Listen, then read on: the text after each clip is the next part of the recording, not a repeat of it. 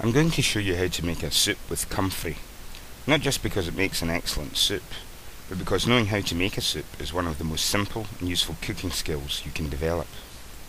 As usual, you'll need a good identification book. With many wild foods, it's best to use the plant as young as possible when the leaves are at their most tender. I've left it until now because it has come into flower, and that makes it much easier for you to identify.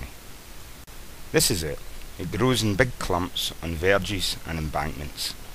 The flowers droop in bunches, which make it very recognisable. The leaves are long, thin and pointed. Feel it with your fingers and you will notice that both the leaves and the stem are very rough to the touch. This will disappear with cooking. I'm picking a lot of the plant because it is later in the year, so I can use the small new leaves at the top of the plant and just the tips of the older leaves at the bottom. So then you can assemble everything you need to cook it and make it easily to hand. These are the main ingredients. Potato and onion make a good base for any soup, and they will enhance the flavour of our wild ingredient. Dice up your potato and then chop up the onion.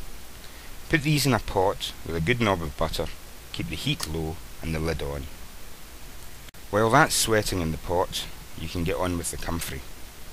Wash it and cut out the stems, then chop it up nice and small. As you can see, there's plenty of it here. Then add stock. Add seasoning and let the soup simmer for 20 minutes, and then if you have a liquidizer, use it to blend the soup. You can adjust the seasoning to taste at the end. In fact, I threw in some paprika at the end for a change. It worked out well, I can recommend it. And that soup's simple, nutritious and delicious. And you can use the principles you learnt here to try making any number of other soups. It really is a skill worth getting to know.